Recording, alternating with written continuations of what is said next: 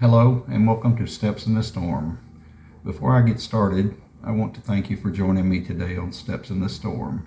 And because we might be in a more contemplative state of mind at the end of this video, I would like to go ahead and get the promotional items out of the way. If you are interested, I have links in the description below to my blog, Theosis Along the Path, and to any web page that might be relevant to our topic today. I also have a link to my own author's website where you can view and purchase books I have written in another part of my life. And with that, let's get started. Today, I am going to open with something new. It is a letter that I became aware of, and I don't want to provide any spoilers yet, so I will wait to the end before I speak about anything and end this introduction so that we can get on with it. My boys think we're camping, but they don't know we're homeless. They're still asleep right now. All three of them piled together under that thin blue blanket like it's the coziest thing in the world. I watch their chests rise and fall and pretend, for just a second, that this is a vacation. We pitch the tent behind a rest stop just past the county line. Technically not allowed, but it's quiet, and the security guy gave me a look yesterday that said he wasn't going to kick us out. Not yet. I told the boys we were going camping. Just us guys, I said, like it was an adventure. Like I hadn't sold my wedding ring 3 days earlier just to afford gas and peanut butter. The thing is, they're too little to know the difference. They think sleeping on air mattresses and eating cereal from paper cups is fun. They think I'm brave, like I've got some kind of plan. But truth is, I've been calling every shelter from here to Roseville, and no one has a spot for 4. The last place said maybe Tuesday. Maybe. Their mom left 6 weeks ago. She said she was going to her sister's. Left a note and half a bottle of Advil on the counter. I haven't heard from her since. I've been holding it together barely. Washing up at gas stations. Making up stories. Keeping bedtime routines. Tucking them in like everything's okay. But last night, my middle one, Mika, mumbled something in his sleep, said, "Daddy, I like this better than the motel." And that just about broke me, because he was right. And because I know tonight might be the last night I can pull this off. Right after they wake up, I've got to tell them something. Something I've been dreading. And just as I started unzipping the tent, Mika stirred. "Daddy," he whispered, rubbing his eyes. "Can we go see the ducks again?" He meant the ones at the pond near the rest stop. We'd gone the night before, and he'd laughed harder than I'd heard in weeks. I forced a smile. "Yeah, buddy, as soon as your brothers are up." By the time we packed up our few things and brushed teeth at the sink behind the building, the sun was already baking the grass. My youngest, Toby, held my hand and hummed quietly, while my oldest, Caleb, kicked rocks and asked if we'd go hiking today. I was just about to tell them we couldn't stay another night when I saw her. A woman, maybe late 60s, was walking toward us with a paper bag in one hand and a giant thermos in the other. She wore a worn-out flannel shirt and had a long braid down her back. I figured she was going to ask if we were okay, or worse, tell us to move on. Instead, she smiled and held out the bag. "Morning," she said. "You boys want some breakfast?" The boys lit up before I could answer. Inside the bag were warm biscuits and boiled eggs, and the thermos held hot cocoa, not coffee cocoa for them. "I'm Jean," she said, "sitting down on the curb with us. I seen you out here a couple nights now." I nodded, unsure what to say.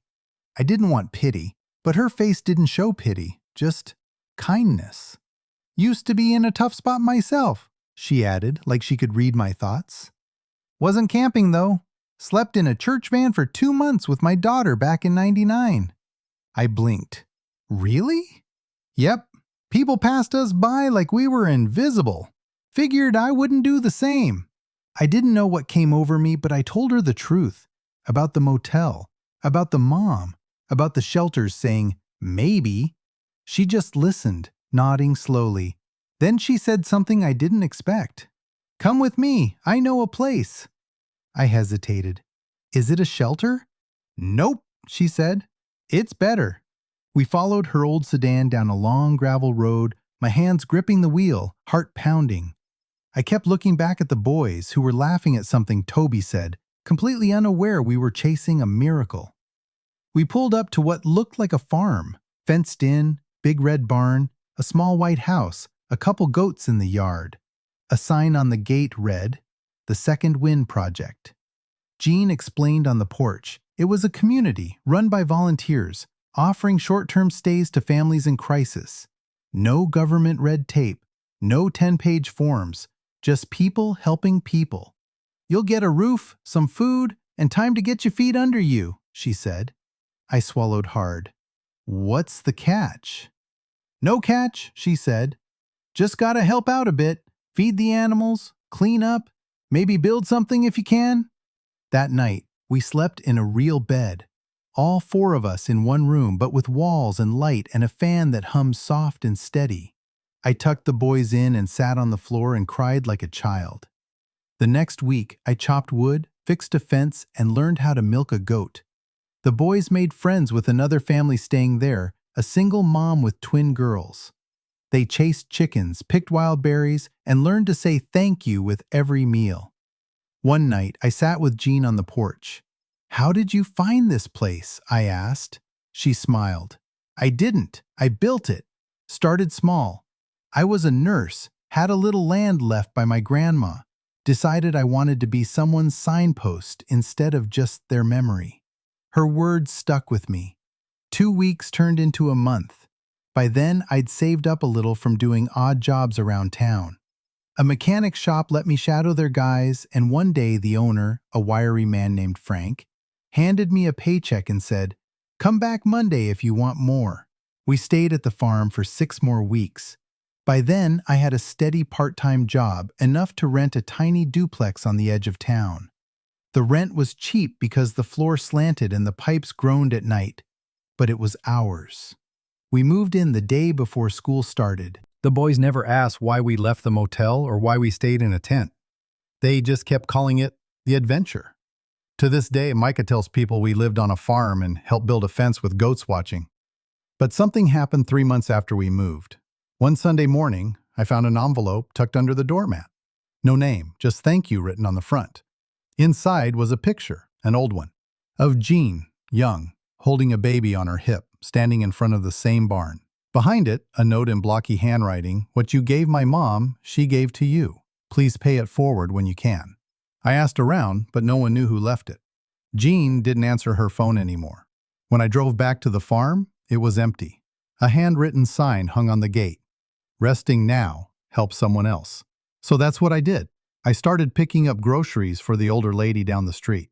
I fixed my neighbor's leaky sink. I gave my old tent to a man who lost his job and didn't know where to go. One night, a guy knocked on our door, looked scared, had 2 little kids clinging to him. Said someone at the food pantry told him I might know a place.